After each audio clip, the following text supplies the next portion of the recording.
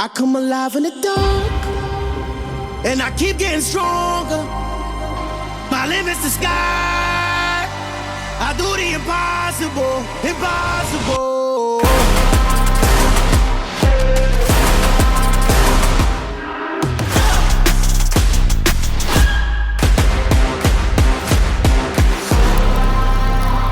I do the impossible, impossible.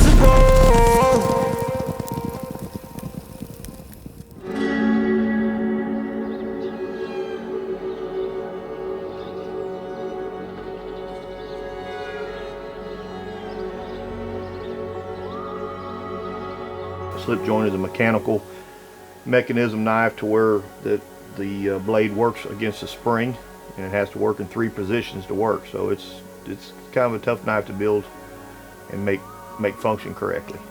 A slip joint is a knife that operates with a blade and a spring, and it doesn't lock. In other words, it doesn't lock open, it doesn't lock closed. And so the term comes from the tang of the knife slipping on the spring as you open and close it. Slip joint it just slips open. It slides against itself. What it is a hinge under pressure.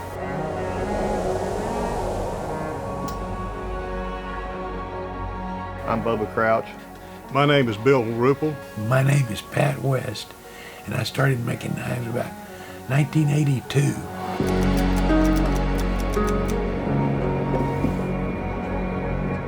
I kind of had an idea about knives, so I went and asked I had an uncle, and he had some men that worked for him that were ropers, head and healers, and they were chronic ropers.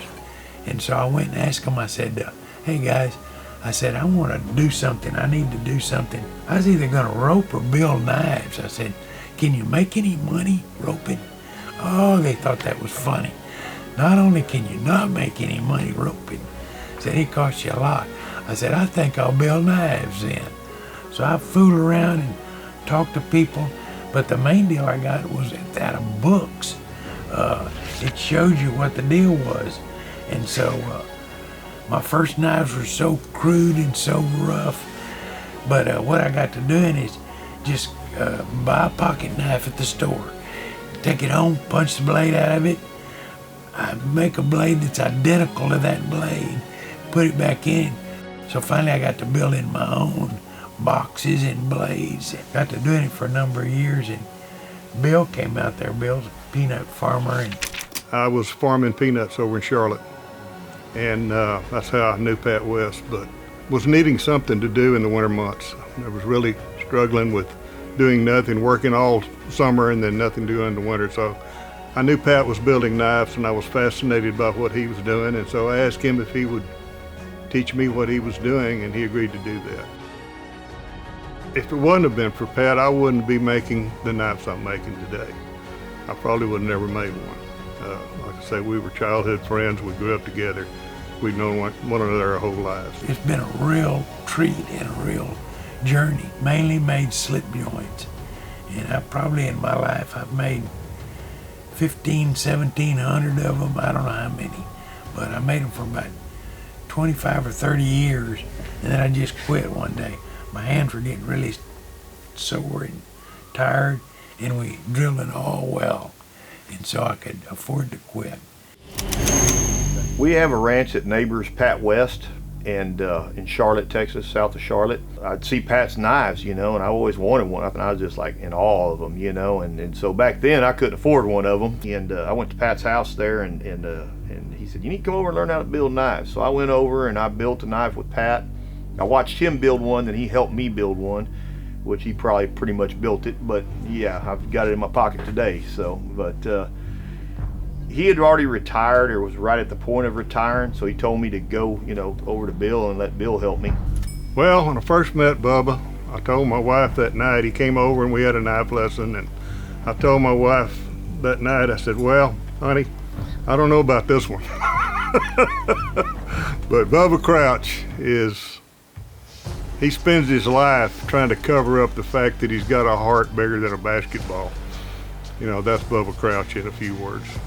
Oh, Bill, I tell people if it wasn't for Bill Ruple, I wouldn't I wouldn't be, you know, I'd still be building a butter knife that don't fold, and as he says, you still do, is what he tells me. So Bill said, Bill said, I'll help you, but I don't want to be wasting my time. If you don't want to build knives, we're not going to build just one darn knife, you know. I said, no, sir. I said, I've ordered a grinder, and and I'm already got my plans built, and I've ordered material to build me a little shop to do this in. And he said, well, what's your goals? And I said, well, my goals be as good as you. And he said, good luck with that, you know what. But that was his first words to me pretty much in his shop that day. It was pretty humble in front of the camera today, but he is one of the best slip joint makers in the world. He was put into a book last year. It was 21 of the greatest living knife makers, and he was included in that. He's my old goat, he's the greatest of all time in my mind. Do you think he'll ever pass on business? No, absolutely not. No way. No, I'd pass him in a foot race, but not in knife making. I'm killing it. Yeah, you feeling it. Yeah, I had to put a drill in it, just to let him know I'm still in it. MJ, in the flesh, I'm the GOAT, nothing less. If you don't know what it means, young boy, I'm the best. I ain't gotta say a thing. Bada boom, bada bing. Yeah, you know the first name. Oh, I can't give up now. No, not me. No, not never.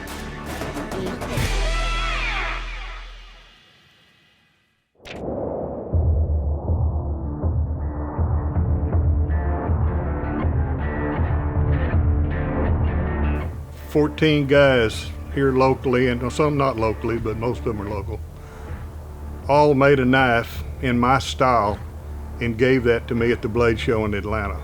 That was the birth of the Slipjoint Cartel. I think Bubba actually came up with the term Slipjoint Cartel. There was already a Montana Mafia, and those were the guys that took Mosaic Damascus to a whole new level. And I'd like to think that the Slipjoint Cartel are the guys that are taking slip joints to a whole new level. We have a group text going, and we share ideas, we show pictures, we talk, and the ones that live close, we get together here, at Bill's shop or my shop, and we just it's just a bunch of friends that sit around and talk about knives. We actually have a couple of charities that we raise money for by donating knives. And so, it's just something that was kind of born out of those guys giving me that knife, giving me those knives.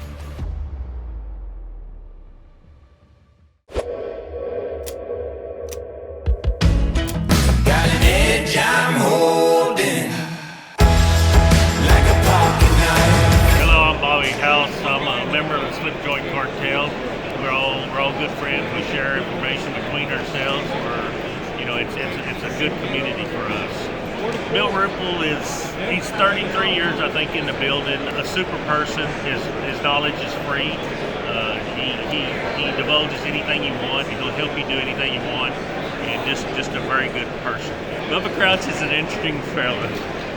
He's kind of come from the rodeo crowd, and he knows everybody in the world. Bubba does. He's a giving person, caringest person you ever know. He doesn't like that to be known, but he'll call me once or twice a week or 3 times a week, just checking on me, and he has taken his knives to a whole new level. My name's Jim Pulliam, and I've been collecting Bill's knives for probably 12, 15 years. This is part of my collection of Bill's. They have to understand there's a lot more at home. But all the knives in the box are Bill's knives. I guess it's like somebody collecting stamps or anything else. It's just a hobby. I'm an old man now, but I grew up with a pocket knife, and this is the kind of stuff I liked when I was a kid. Hi, I'm Wilson Capron. I'm a bit and spur maker. Knife makers are incredibly precise. The precision that happens in the knife world impresses me in all different aspects. And their knowledge of metallurgy and how to finish metal is way superb to anything else. I was told a long time ago, if the knife makers ever start building bits and spurs, we're in trouble. I've learned a lot from them. This is me and Pat in probably 88, 89. We were both young men. It's God's gift to me, knife making is. And the people, the friends that I have now, I literally know people from all over the world because I build knives. This morning I spoke to a friend in Australia. You know, I would have never known anybody from Australia had it not been for knives. I would probably not know Bubba Crouch if it hadn't been for knives. Why do you love knives so much? I don't know. It just, we always carried a knife. Whenever I leave the house and don't have a knife and realize I don't have a knife, I feel like I've left off my socks or something. I just, man, I gotta have it. It's like, it's a piece of your cowboy ensemble. Gotta have a pocket knife. Everybody carries a knife. Where the ones I'm around, except on airplanes. Can't do that. What trips my trigger the most, I think, is when a guy pulls one of my knives out of his pocket and he's carrying it. You know, I was at Santone Rodeo a few years ago, and I was standing there talking about 6 guys, and out of those 6 guys, 4 of them had my knife in their pocket. It's that there's 2 things about building knives that fascinate me. One is when I get one done that I'm really proud of, and I look at it and think, wow, I can't believe I built this. And the other is when somebody's willing to give me their hard-earned money to have that knife. And so those things have always fascinated me. Every time I build one, and if I try to do something that's different, and I tell myself, if nobody likes this, I'll keep it for myself. And I don't even own one of my own knives, so that's pretty good. I've been doing pretty good with it, so.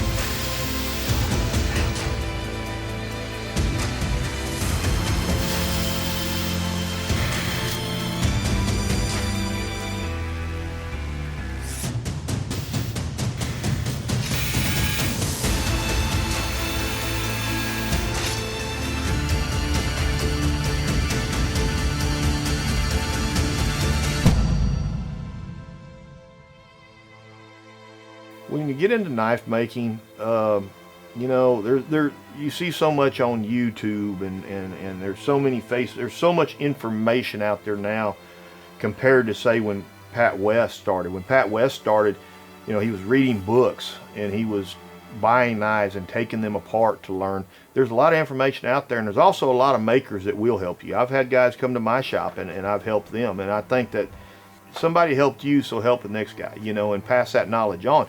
Because if we don't share our knowledge of it, the craft will die eventually. We never step on anybody's toes, and I was so excited about it. I was glad to show anybody how to build knives, because it was just because I had so much fun doing it. And some of these other guys, they have fun doing it. Bill likes to go to shows, and so Bill would bring back ideas. Hey, you can do this with this thing, and it works a lot better. So I learned from him back what all he was learning from other people too. So it's a two-way street. We need to keep that craft alive and not be afraid to share our knowledge, because if we don't share it, it's going to be gone. I hope 100 years from now, when I'm dead and gone, that somebody pulls one of my knives out and shows their, you know, and their great grandkids still have that knife. I think we're leaving a legacy behind for the next generation, you know, and that's what really I love about this, is we're building history and we don't even really know it. The best knife they ever bought. You know, that would be my goal, is to hand them something that they can pass on to their children when they're gone, and their children when they're gone. So, you know, I think about that a lot. You know, I'm 70 years old. I don't know how much longer I'll be around, but my knives will be around for a long, long time. You know, and I know some of my heroes in the knife business, that the guys that I looked up to and admired, that are gone now, and I see their knives all the time. And I don't have my friend, but I can see his work, and it makes me remember him. My name is Bubba Crouch, and I'm a maker. My name is Bill Ruple, and I'm a maker. My name is Pat West, and I'm a knife maker.